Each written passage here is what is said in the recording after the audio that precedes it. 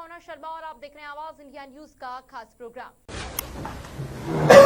कोई भी इनका नेता आए, गहलोत साहब की कांग्रेस सरकार की 7 गारंटियों की कार्ड इनके पास आपको नहीं सुनाई देगी। पिछले 5 साल में जो काम किया है उसकी कार्ड आपको सुनाई नहीं देगी। उसका जवाब देने की इनकी हिम्मत नहीं है, हैसियत नहीं है, इसलिए आकर यहां हिंदू मुसलमान करके जा रहे हैं। एक आते हैं साहब बाबा जी, मुख्यमंत्री एक राज्य के, यहां आकर हमें भाषण दे रहे हैं, हमारे राज्य को भाषण दे रहे हैं कि कानून व्यवस्था ठीक नहीं। अपने यहां अपने पुलिस वालों को नहीं बचा पाते, यहां आकर हमें भाषण दे रहे हैं। एक शांत राज्य है, इस शांत राज्य में पड़ोस का एक मुख्यमंत्री आके यहां भी अशांति, अरे आप अपने राज्य में अशांति फैलानी है, जो करना करिए, यहां क्यों बिगाड़ रहे हैं वहां? पुलिस वाले सुरक्षित नहीं है यहां तो 24 घंटे नहीं तो 48 घंटे, उससे ज्यादा नहीं लगते। गिरफ्तारियां हो जाती हैं अगर कोई क्राइम होता है, कोई अपराध होता है, महिलाओं के खिलाफ होता है, दलितों के खिलाफ होता है, कोई हिंदू मुसलमान करने की कोशिश करता है, 48 घंटे में यहां है। यहां कृषि मंत्री के बेटे से करवाते हो? कहां है ईडी, कहां है सीबीआई? हम जानना चाहते हैं। क्यों नहीं नरेंद्र तोमर के दरवाजे में दस्तक दी? हम जानना चाहते हैं। कौन सा बटन दबाएं तो नरेंद्र तोमर गिरफ्तार होंगे? हम जानना चाहते हैं। अरे हाथरस में आधी रात को लाश जला देते हैं लड़की की, यहां हमें आकर कानून व्यवस्था के बारे में बात कर रहे हैं। लाल डायरी हम दिखाते हैं आपको, लाल डायरी होगा क्या? उसमें गांजे की खेती कितने एकड़ पे हो रही है उसमें होगा जिक्र, होगा उसमें संजीवनी का जिक्र। कौन सी लाल डायरी है जो प्रधानमंत्री के पास नहीं है? सुबह से शाम तक आकर झूठ बोलकर चले जाते हैं, लाल डायरी लाइए, लाल डायरी। हम चुनौती देते हैं, लाइए लाल डायरी। और अगर नहीं निकला उसमें संजीवनी का नाम, फिर बात करिए।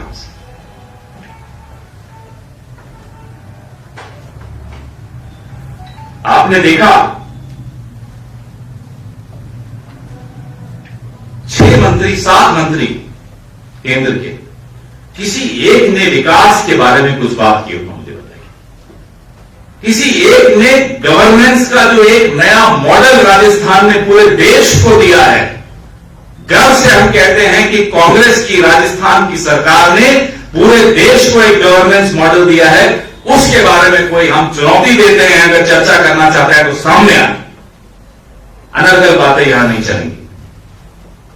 अब हम तो इनको स्टार प्रचारक बना देते प्रधानमंत्री को अपना, क्योंकि कर्नाटक में हमें वोट बड़े दिलवाए उन्होंने, हिमाचल में भी प्रधानमंत्री ने अच्छे वोट दिलवाए हमें, लेकिन इतना कोई झूठ बोले तो उसको तो हम भी अपना स्टार प्रचारक नहीं बना पाएंगे। माफ कीजिएगा प्रधानमंत्री जी, नो वैकेंसी फॉर यू। हमारी स्टार प्रचारक की लिस्ट में अब आपका स्थान नहीं। थोड़े वक्त तो पहले तक था, लेकिन सुबह से शाम तक कोई झूठ बोले, प्रधानमंत्री पद को यह शोभा नहीं देता। मेरा प्रधानमंत्री झूठा, बड़े दुख के साथ मुझे कहना पड़ रहा है, रोष के साथ कहना पड़ रहा है, गुस्से के साथ कहना पड़ रहा है, मेरा प्रधानमंत्री झूठा। इस देश में कभी ऐसा पल नहीं आना चाहिए कि देश के नागरिकों को अपना नेता, अपना प्रधानमंत्री झूठा लगने लग जाए। प्रधानमंत्री जी अभी वक्त है, चुप हो जाइए। जब जब आप मुंह खोलते हैं, आपके मुंह से झूठ निकलते हैं, हमारे तो वोट बढ़ते हैं, हमें कोई आपत्ति नहीं है, लेकिन देश का नुकसान कर रहे हैं। आपके सवाल। खून बड़ा जल्दी ठंडा हो गया पवन। अभी खून 25 तारीख को देखिएगा, उसका नतीजा 3 तारीख को देखिएगा। चलो बस सर्दी के मौसम जैसे जैसे बढ़ता जा रहा है, सर्दी की यहाँ का तापमान नीचे नीचे उठता जा रहा है, और राजनीतिक पार्टियों में जैसे लग रहा है कि खास करके कांग्रेस में इस सर्दी का असर होता जा रहा है। चुनाव को जैसे जैसे मतदान में नजदीक आता, लेकिन कांग्रेस धीरे धीरे चुनाव प्रचार इनका, या आप लोग स्टार प्रचारक जो घूम दो, कहीं जनता में जोश नहीं भर रहे। आप बोलो कि खून उबाल आओ ना हमारे साथ, अब आप यहाँ बैठे रहोगे और स्वर्णिम जी के साथ बैठकर चाय पीते रहोगे तो आपको मालूम ही नहीं पड़ेगा कि चाय के कप के बाहर जो उबाल हो रहा है ना सड़कों पर, वो देखिए। मैं पूर्वी राजस्थान से आ रहा हूं, जो वहां जोश दिखा वो 18 में नहीं दिखा था जो इस बार दिखा। आपको गर्म चाय नहीं मिल रही लगता है स्वर्णिम जी, आप ठंडी चाय पिलाते हो यहाँ पर?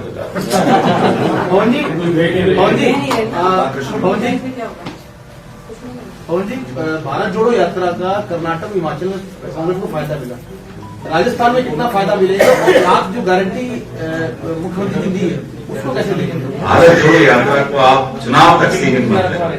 ये पीढ़ियों को फायदा पहुंचाए। ये एक ऐसी यात्रा है, इसको किलोमीटर में नहीं नापा जा सकता, इसको वोटों में नहीं नापा जा सकता, इसको मीलों में नहीं नापा जा सकता, ये दिलों से नापी जाती है। इसलिए उसकी तुलना आप मत कीजिए। उसका लाभ आपकी भी आने वाली नस्लों को मिलेगा, मेरी भी आने वाली नस्लों को मिलेगा। जो गवर्नेंस मॉडल की मैं बात कर रहा हूं, जो अशोक गहलोत जी ने पूरे देश को एक गवर्नेंस मॉडल दिया है, उसका लाभ भाजपा भी अगर लेना चाहे तो अपने अपने ये बाबा जी जो आते हैं उनको भी कह दो कि अपने राज्य में ही गवर्नेंस मॉडल लगा दो, कुछ लाभ मिल जाएगा उत्तर प्रदेश के लोगों को। ये पवन जी, जो भाजपा है वो चुनाव लड़े हिंदू मुस्लिम के नाम पे, बात करते हिंदू का। यहाँ से कुछ विधानसभाओं से देखा जा रहा है कि कुछ लोग जा रहे हैं, उसको मुद्दा बना के यहाँ के जो भाजपा के नेता है वो राजनीति करे। क्या कहना चाहिए? उनको आता ही यही है तो हम क्या कहें? मैंने क्या कहा? फितरत नहीं बदलती। तो कहानी सुनी थी ना, साधु बाबा नदी पार करना चाह रहे थे, एक बिच्छू भी था, डूब रहा था, उसको उठा लिया। लोगों ने कहा बाबा ये बिच्छू डंक मारेगा। बोले नहीं नहीं, मैं इसको पार कराऊंगा। पार होने से पहले बिच्छू ने डंक मार दिया। लोगों ने बाबा को फिर बोला गलती किया। बोला नहीं, ये मेरी फितरत है, ये उसकी फितरत है। तो जिसकी जो फितरत है वो रहती है। हमारी फितरत है गवर्नेंस मॉडल देने की, उनकी फितरत है समाज को आपस में बांटने की, नफरत पैदा करने की, द्वेष फैलाने की, दंगे करवाने की। यहां नहीं होगा, यहां नहीं चलेगा। राजस्थान में वो फितरत नहीं चलेगी, क्योंकि राजस्थानियों की जो फितरत है वो मैं बहुत अच्छी तरह समझता हूं। राजस्थानियों की फितरत यही है कि अगर कोई इतना भी कर देता है उनके लिए, तो वो उसके बदले में डबल करके देते। तो कांग्रेस सरकार ने तो बहुत कुछ किया पिछले 5 साल में। देखिए राजस्थान की जनता क्या करती है। खेड़ा सर, कर्नाटक में आपकी सरकार बनी, जिस वक्त बीजेपी की सरकार थी उस वक्त हिजाब का मुद्दा पुरुष पर था, और कांग्रेस ने इस चीज को लेकर के फायदा भी उठाया कि हिजाब बैन करने की बात चली। लेकिन अभी कांग्रेस की सरकार कर्नाटक में है और वहां पर KEA जो परीक्षा का जो अथॉरिटी है उसने हिजाब को बैन करने के लिए कहा। क्या कहना? राजस्थान के चुनाव से कर्नाटक के हिजाब का क्या संबंध है भाई? यही बात है जो मैं बार बार यहां बोलता हूं, हमारे तमाम नेता यहां बार बार बोलते हैं। 7 गारंटियों से हिजाब का क्या ताल्लुक है, मुझे बता दीजिए। 25 लाख के मुफ्त इलाज से हिजाब का क्या ताल्लुक है, मुझे बता दीजिए। वो सबको मिलता है। वो हिजाब रखो तब भी, नहीं रखो तब भी, घूंघट पहनो तब भी, नहीं पहनो तब भी, वो सबको मिलता है। 500 रुपए प्रति सिलेंडर का हिजाब से क्या ताल्लुक है, मुझे बताइए। ये जो हम लोगों के विमर्श में सामान्यकरण कर दिया गया है विवादों का, ये पहले कभी नहीं था, और राजस्थान इस तरह के विवादों में नहीं पड़ेगा। जयराम जी नहीं भैया, मोहन खेड़ा। जयराम जी की यहाँ आए थे राजस्थान के अंदर, उन्होंने आरोप लगाया कि हिमाचल में जो गारंटियां कल वाली बात है, सेम गारंटियां यहाँ भी है, चाहे वो 2 रुपए में गोबर खरीद को लेके हो या फिर बिजली। कौन से वाले जयराम बोल रहे हो आप? हमारे भी एक जयराम है, पूर्व सीएम रहे हैं जो जयराम ठाकुर।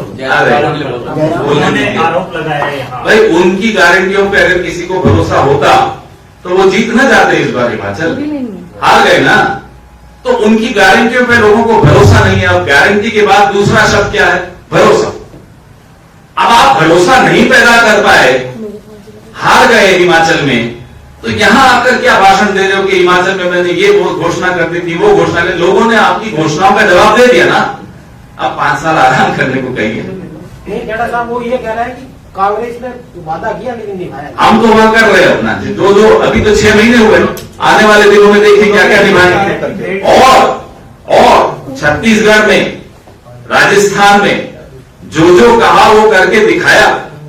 राजस्थान में अभी अगर गारंटियां दी हैं 7, तो किसी अधिकार पूर्वक दी है। पिछले 5 साल का ट्रैक रिकॉर्ड देखिए, 97% से ऊपर घोषणा पत्र, जिसको हमने पिछली बार संकल्प पत्र कहा था, वो लागू हो गया। इसलिए हम जब कहते हैं तो उस पर लोग भरोसा करते हैं। वो लगातार आरोप ये लगा रहे हैं कि 11 महीने से अधिक समय हो गया, लेकिन हिमाचल के अंदर जो कांग्रेस ने जो आपदा आई थी अभी हिमाचल में, क्या किया था उसमें उन्होंने? पूरी सरकार उस आपदा में जिस तरह से राहत पहुंचा रही थी, और कोई छोटी मोटी आपदा नहीं थी, लाखों लोग बेघर हुए, उनको फिर से बसाना कोई छोटी बात नहीं थी। क्या किया था जयराम जी ने उसको? और इनकी वजह से यह आपदा आई। जिस तरह से अनुमतियां दी गई कंस्ट्रक्शन की, अगर इंक्वायरियां होंगी तो फिर इनका मुंह बंद हो जाएगा, और होंगी इंक्वायरी। खेड़ा साहब, एक सवाल, आपने ये कहा कि पूरी राजस्थान में पिछली बार से ज्यादा बम्पर कांग्रेस को वोट मिलेंगे, जो सीटें पिछली बार मिली थी, रिकॉर्ड ऑफ सरकार भी वहीं से बनी थी, ज्यादातर सीटें आई थी।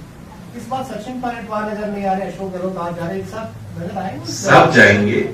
सचिन जी को लगातार हम लोग बाहर भी इस्तेमाल उनका उनकी मांग थी, छत्तीसगढ़, मध्य प्रदेश, कुछ हद तक तेलंगाना, अब तेलंगाना राजस्थान के बाद फिर से उन्हें बुलाया जा रहा है। जाहिर सी बात है, अब वो वहां से फ्री हुए हैं तो राजस्थान में और ज्यादा सक्रिय है, सब जगह जाएंगे, क्यों नहीं जाएंगे? रिकॉर्ड टूटेगा उनका इस बार, जो सीटें आएंगी उससे ज्यादा आएंगी। आप पूर्वी राजस्थान को मेरे दक्षिणी राजस्थान से मुकाबला मत करवाइए। हम सब जगह से जीतेंगे और भरपूर मात्रा में सीटें लाएंगे, और पिछली बार से कहीं ज्यादा सीटें आएंगी। खेड़ा साहब, महिला को मौका देने। राजेंद्र गुड़ा ने एक इंटरव्यू में बोला था कि अभी इलेक्शन से पहले वो 3-4 पन्ने और लाल डायरी के सामने लेकर आएंगे, जिसमें महेश जोशी जी के ऊपर आरोप लगाए कि उनके भी काले चुट्टे बाहर आएंगे। और उनको बोलो कि 8वां पेज जो है ना, उसमें मोदी जी और अमित शाह जी के विषय में कुछ ऐसी बात लिखी हुई है, चुनौती देता हूं कि 8वां पेज लाएं पहले लाल डायरी का, और वो नहीं लाएंगे तो फिर हम निकाल लाएंगे। कलर भले डायरी का अलग होगा। वो जो गांजे की खेती हो रही है उसमें किसको किसका कितना हिस्सा जाता है, जरा वो भी बता दें। तो लाल डायरी है, लाल है, पीली है, नीली है, हरी है, वो मुझे नहीं मालूम, लेकिन कुछ चीजें हमारे पास भी हैं। अब जो अफ्रीका में जमीनें खरीदी जा रही हैं, कौन खरीद रहा है, किसके पैसे से खरीदी जा रही हैं, कनाडा में कौन जमीनें खरीद रहा है, आश्रम बनाने के नाम पे गांजे की खेती की जा रही है। यहीं के एक नेता है, अलवर साइड से लड़ रहे हैं। अब वो कौन सी डायरी में होगा? आश्रम के नाम पे हवाला से पैसे वहां पहुंचाते हैं, और हवाला के पैसे से गांजे की खेती के लिए जमीन खरीदते हैं। यहीं के भाजपा के एक नेता है, राजस्थान के। मुझे बोलने में शर्म आती क्योंकि मैं राजस्थान का हूं, और बाबा जी के रिश्तेदार भी हैं। सुना अभी आने दीजिए, हमारे भी कई रंगों की कई डायरियां हैं, चिंता मत कीजिए। मोदी जी लाल रंग भूल जाएंगे जब ये सब डायरियां निकलेंगी तो। बाबूलाल जी सर, लेकिन सिनर्जी नहीं है बिटवीन लीडर्स। जिस तरह का जोश आप दिखा रहे हैं, पायलट साहब, गहलोत साहब एक साथ जो है ना जा नहीं रहे, जनता कह रही है एक साथ आएंगे तो फिर सरकार बन जाएगी। आप जिस तरह का जोश दिखा, घर में जब शादी होती है बाबूलाल जी, घर में आपकी भी शादी हुई, आपकी भी हो रखी होगी। जब घर में शादी होती है तो आलोक भाई की ड्यूटी लगाते हैं कि साहब केटरिंग वालों को आप देख लेना, स्वर्णिम भाई को कहते हैं टेंट वालों को आप देख लेना, अतुल भाई को कहते हैं कार्ड सबको बढ़ जाए वो आप देख लेना। और अतुल भाई, स्वर्णिम भाई और आलोक भाई तीनों को कहते हैं कि आप कार्ड बांटो तो टेंट कौन लगाएगा, केटरिंग कौन करेगा, बताओ। अब परिवार में सबको अलग अलग जिम्मेदारी दी है तो उसमें भी आपको आपत्ति, नहीं सब इकट्ठे क्यों नहीं कर रहे? दूल्हा कौन बनेगा, पहले उसमें आपको दिक्कत थी। बारातियों में आगे कौन नाचेगा, अब उसमें आपको दिक्कत है।